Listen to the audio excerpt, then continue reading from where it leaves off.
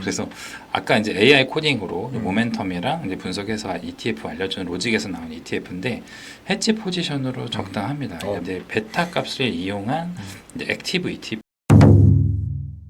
경기 침체가 온다 그랬다가 안 온다 그랬다가 뭐 경제 지표에 1위 1비 한다고 하죠. 그렇죠. 그러니까 이번에 무슨 발표가 중요해, 실업수당 청구 건수가 중요해. 예전에는 이렇게 막 이 지표에 집착하지 않았거든요. 갖다 붙이는 것 같아요. 약간 맞아요. 이유를 만들어내는 것 네, 같아요. 설명을 이유를 만들어내고 떨어지는 이유, 오르는 이유를 거기다가 이제 맞추는 그런 느낌이 좀 있습니다. 그리고 결과적으로는 어쨌든 전체 시장 주가도 이렇게 계속 흔들리는 모습을 보여주고 있죠. 이렇게 많은 시장 리스크들이 산재 있을 때는 뭐 다들 걱정이 될 거예요. 주식에 투자를 하신 분들도 걱정이 될 거고, 투자를 안 했다고 하더라도 잠재적으로 투자해야지 하는 사람도 지금 들어가야 돼 말아야 돼부터 시작해서 모두가 다 연관이 돼 있거든요. 근데 24년 상반기까지만 해도 뭐 끝도 없이 그냥 무조건만 오를 것 같던 그런 미국 주식인데, 뭐 코로나 이벤트처럼 이렇게 V자 반등하는 그런 특이 케이스 말고 뭐 예를 들면 2008년, 뭐 2018년, 뭐 2022년 정말 이제 바닥이라고 생각해서 사람들이 물타기를 했는데 지하 1층, 2층, 3층, 4층 뭐 계속 경험해 보신 분들이 뭐 구독자분들 중에서도 계실 거예요. 이 리스크를 과연 어떻게 관리를 해야 되나, 우리가 어떻게 대처해야 되나. 네, 맞아요. 그래서 이제 2022년 이후에 이제 국장에서 미장으로 넘어오신 분들이 사실 많기 때문에 이 가슴이 웅장한 그 미장 말고 이것만 알고 계시기 때문에 그것만 알면 안 되나요? 그것만 그렇죠. 알고 싶은데. 이제 사실 24년 상반기까지만 해도 이건 평생 걱정 없다, 절대 안 떨어진다, 다들 그랬거든요. 네, 그런데 이제 오늘 설명드리는 이 변동성 시장에 대비하는 해치 포지션을 같이 공부를 하시면 아주 큰 도움이 되실 것 같습니다. 기대가 됩니다. 그래서 오늘 준비한 내용이 그 주식 변동성 시장이나 하락장을 방어할 수 있는 방법, 초보 등급부터 고급 등급까지 같이 이제 준비를 해봤고요. 그리고 이거는 잘 알려지지 않은 ETF인데 저도 이제 자료 조사를 하면서 알게 된 건데, 제 지인 중에 그리고 저희 지인이죠. 네. 네, AI 코딩을 해서 네, 시장을 분석해서 이제 ETF를 자동으로 이제 모멘텀이라든지 차트를 분석해서 ETF를 산출하는 이제 그걸 어떤 분이 계시거든요. 그래서 그래서 우리 채널 나오면 참 좋을 것 같기는 한데 한번 모셔봐야겠네요. 네. 프로그램에서 갑자기 튀어나온 어떤 ETF가 있는데 변동성 시장에 대비할 수 있는 베타 값을 이용한 액티브 ETF거든요. 이건 마지막에도 같이 소개를 해드리겠습니다. 꿀팁이겠는데요? 꿀팁이죠. 네, 그래서 네. 굉장히 첫 번째는 여러분들도 금방 눈치채셨을 거예요. 뭐 가장 쉬우면서도 누구나 이미 하고 있는 현금 비중을 늘리는 겁니다. 네.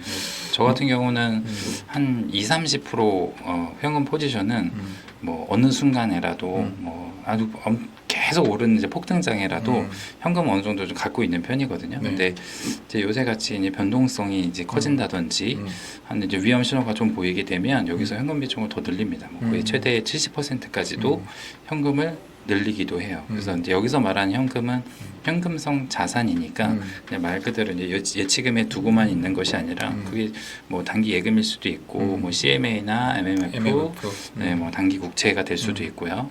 그래서 잠깐 작은 이자라도 받을 수 있는 이제 상품이 되겠죠. 근데 우리가 뭐 주식을 50% 확률이라고 생각한다면 정말 그 50%에서 1%라도 승률을 올리기 위해서 우리가 뭐 경제 뉴스도 보고 뭐 유튜브도 보고 뭐 모의 투자도 해보고 뭐 하다도 안 되면 뭐 리딩방에 빠지기도 하고 그렇죠. 뭐 하는 걸 텐데, 워렌 버핏이 이제 애플 절반이나 팔고 지금 현금 쌓아놓은 게 역대 최대거든요. 그렇죠. 버핏 지수가 2022년 최근에 사람들을 고통스럽게 했던 하락장이 2022년이기 어마어마했었죠. 때문에 네. 예, 그때 하락 직전이 200이 넘었었어요, 점수가.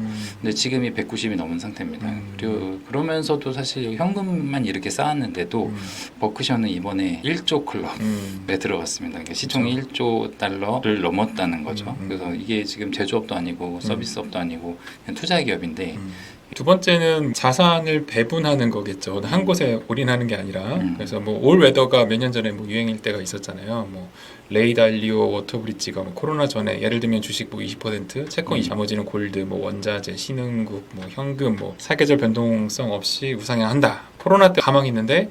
그래서 레디 달리오가 그 전에는 막 전설적인 투자자였는데 이때 이제 그 올해도 포지션을 계속 가지고 있다가 공격적인 투자자들은 엄청 올랐거든요. 올해도 결국 나중에 오르긴 올랐어요. 근데 어쨌든 이제 저희가 여기서 말하고자 하는 거는 이제 물론 이제 연금 계좌에서는 우리가 이제 비과세잖아요. 그러니까 그렇죠. 그리고 한 번 해놓고서 이제 매매를 잘 하지 않으니까 이 연금 계좌 안에서 올해더 포트폴리오를 짜는 거는 굉장히 의미가 있다고 보기는 해요. 근데 우리 이제 매일같이 주식 계좌 보잖아요. 계속 장중에도 보고 점심시간에도 보고 뭐 밤에는 이제 미국 계좌 보고.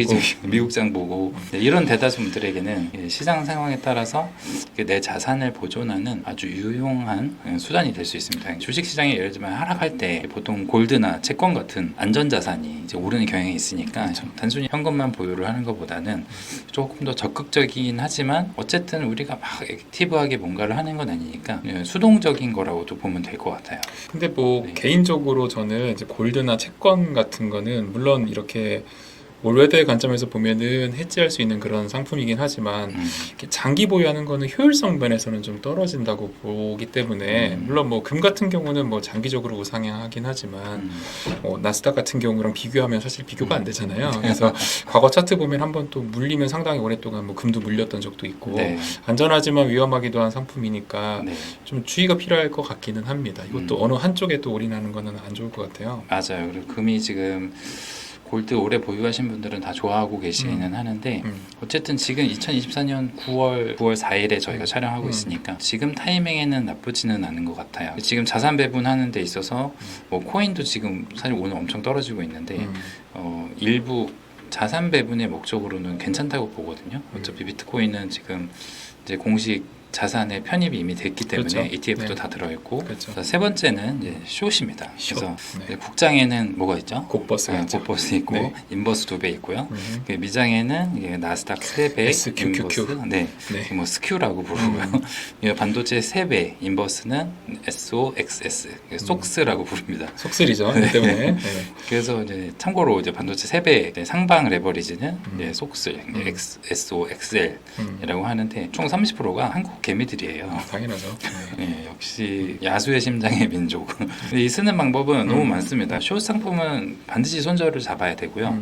손절을 잡는다는 얘기는 내가 어느 정도에 사면은 그렇죠. 이제 지수가 내려가면은 숏 상품은 이제 먹는 거기 때문에 어느 정도 이상의 손실은 내가 잘라내겠다라고 해서 로스컷 기능이 있어요. 매도 기능 중에. 그래서 그걸 항상 걸어야 되는 그런 상품이라고 보시면 됩니다. 그래서 상당히 잘하는 뭐 소수의 분들도 계시지만 그분들은 사실 엄청난 내공이 있는 거고 소수예요, 소수. 네, 그거를 어설프게 따라하다가는 손절도 못하고 진짜 패가망신할 수 있으니까 이거는 뭐 당연히 여러분들 다 아시겠지만 신경 잘 쓰셔야겠죠. 왜냐하면 숏에 물리면 그 남들이 이제 주식 올라갈 때 음. 혼자 이렇게 막 가슴이 아프거든요. 혼자 소주 마시고 있는 말도 잘 못해. 그래서 조금 방법을 아주 단순한 방법을 설명을 드리면 뭐 예를 들면 이제 내 포트폴리오에 뭐 엔비디아, 브로드컴, 애플, 구글, 팔란티어 뭐 ETF로는 QQQ나 스파이가 있다. 그래서 그게 전체 이게 있으신 건가요 지금? 네. 네. 그렇다 치고 비슷합니다. 네, 근데 네. 이제 자산 대비 70%를 가지고 있고 30%가 현금이다. 근데 이 상황에서 뭔가 시장이 불안하고 뭐 GDP 상해 같은 좋은 호재의 주식이 별로 반응이 없으면 호재의 반응이 없으면 악재에는 민감한 거거든요. 그래서 금방 하락으로 돌아설 수 있기 때문에 그때는 이제 주식 한 20% 정도 물린 거 손절하라는 건 아니고 이익 중인 거를 좀 잘라내면서 숏을 10% 정도만 소액으로 하는 거예요. 예, 물론 손절을 걸어야 됩니다. 마이너스 5%나 마이너스 10% 정도에서. 네. 근데 이 숏 포지션을 목표 수익률을 너무 길게 잡지는 말고 조금 짧게 잡아주면 이게 어떤 효율이 있냐면 3배 레버리지이기 때문에 변동성이 상당히 크거든요. 그래서 상당히 좀 번잡스럽기는 해요. 그리고 숏을 일단은 걸어놓으면 되게 마음이 좀 쫄리는 게 있어요. 그러니까 이게 그 일반 주식 사는 거와는 반대로 내가 베팅하는 거기 때문에 근데 이걸 헤지 포지션으로 해놓으면 만약에 하락을 잘 탔다 어느 정도에서 청산을 하면 그만큼의 더 큰 현금이 생기잖아요. 그러면은 내 롱 포지션에다가 주식을 다시 더 넣는 담을 거죠. 수 있는 여력이 생기기 때문에 그 변동성이 끝나고 나서에는 주식이 더 많아지는 효과를 가질 수가 있어요. 그래서 이 방법이 사실은 쉽지는 않지만 좀 적극적으로 매매를 하시는 분들은 숏 상품을 하는 게 좋기도 합니다. 근데 보통 헤지 펀드는 롱이랑 숏을 포지션을 동시에 잡잖아요. 그렇죠. 네, 뭐 주식이 흔들릴 때는 이 방법을 소액이라도 쓰면은 현금 비중만 가지고 있는 것보다는 일단 적극적인 대처 방법이 되고 변동성 장세가 끝난 후에는 전체 잔고가 보존되거나 더 커지는 역할을 하잖아요. 네, 물론 이제 뭐 항상 그렇지만 엇박자 타면 폭망할 수 있기 때문에 조심해야 됩니다. 필수 조건은 제가 생각했을 때는 시드를 크게 하지 않는 게 그렇죠. 정신 건강에도 좋고 주객이 전도되면 안 되잖아요. 그래서 손절을 정확하게 자기 기준을 잡아가지고 바로 스탑로스를 걸어놓으면 되게 좋은 방법이 아닐까 이렇게 생각합니다. 네 번째는 뭔가요? 예, 네 번째는 이제 옵션인데 음. 이 미국은 개인들도 옵션을 많이 합니다. 네.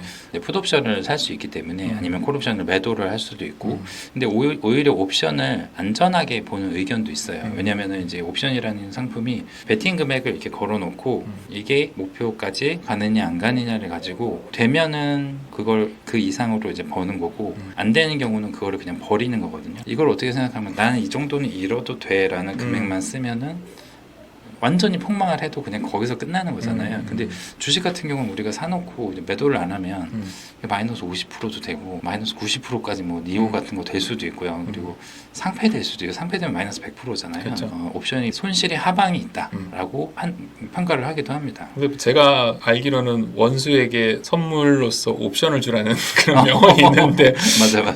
다 그렇게 되면 원수처럼 되면 어떻게 되죠? 그래서 증거금 많이 걸고 레버리지 하면은 계좌 깡통 될 수도 있죠. 사람의 욕심이라는 게 한도 끝도 없기 맞아요. 때문에 그 파생 시장에 한번 들어가게 되면 정말 많이 벌다가도 깡통 차는 경우도 사실 많이 있습니다. 요새 뜨는 고배당 연 10% 배당 나오는 상품들 있잖아요. 네. 근데 이게 그 콜옵션 매도에서 옵션 프리미엄 먹는 상품이거든요.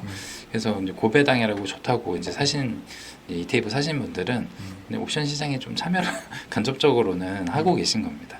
근데 뭐 일단 계좌도 따로 터야 되고 맞아요. 우리가 뭔가 새로운 걸 배워야 하고 좀 귀찮기도 하고 두렵기도 하고 약간 그렇잖아요. 네, 그래서 옵션은 사실 이제 추천드리기는 어렵고 이제 고급 과정에 있다. 그래서 이거를 하실 줄 아는 분들은 알아서 아마 잘 하고 계실 겁니다. 다 귀찮고 좀 이런 거 다 해주는 이런 걸 엣지를 다 해주는 ETF는 없나 네. 그런 생각이 드는데 네, 있습니다. 그래서 아까 이제 AI 코딩으로 모멘텀이랑 이제 분석해서 ETF 알려주는 로직에서 나온 ETF인데 헤지 포지션으로 적당합니다. 그런 게 있어요? TAL이라고 하는 이제 베타 값을 이용한 이제 액티브 ETF예요. 그래서 액티브 ETF라고 하면 이제 적극적 이제 포지션 비중만 조절하는 게 아니라 어떤 원리 원칙에 의해서 사고팔고를 계속해서 반복해서 하는 그런 펀드를 말하거든요.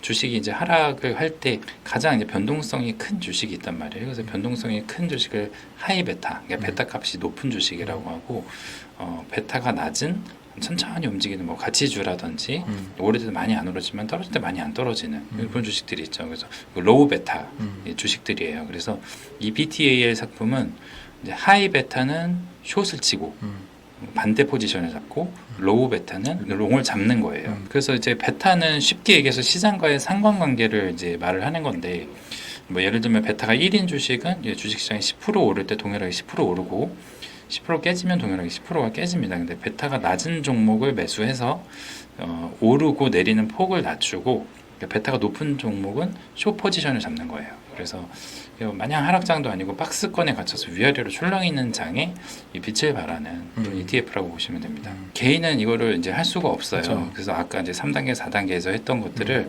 얘네들이 알아서 매매를 이렇게 해주는 거라고 보시면 AI가. 됩니다. 그렇죠. 그래서 이제 미국 장이 좋을 때 오히려 안 좋고 미국 장이 안 좋을 때 오히려 좋은 겁니다. 그래서 백테스트 결과를 봐도 이 밑에 보이는 차트가 이제 다우 지수고요. 지금 다우 지수가 방어적으로는 괜찮기 때문에 뭐 반대로 움직이는 모습을 좀 보여주는 겁니다. 그래서 이 파란색이 반대로 움직이네. 보면 이제 나스닥이나 S&P 500이 밑으로 향할 때 올라가잖아요. 그리고 이게 S&P 500이랑 스파이랑 BTA를 상관관계를 보여준 건데 여기서 이게 만나다가 벌어지죠. 그럼 이거 뭐 숏이랑 똑같은 거 아니냐? 근데 조금 달라요. 왜냐하면 변동성 자체가 적어가지고 세배 레버리지 인버스 SQQQ나 뭐 속스 이런 거를 사는 것보다는 움직임이 훨씬 덜하기 때문에 뭐 많이 떨어질 때 좀 덜 먹을 수는 있어도 안정성이 그래도 조금 있는 거라고 보시면 되죠. 장기 보유하는 그런 종목은 아닌 것 같고 네, 맞아요. 뭐 네. 잠깐의 회피나 피난처가 될 수 있는데 그거를 우리가 여러 가지 중에 뭘 해야 될지 모를 때 여기서 포트폴리오 내에서 변동성을 줄이고 손실을 줄이기 위한 방법으로 굉장히 매력적인 것 같아요. 좋은 아이디어를 오늘 얻을 수 있었네요.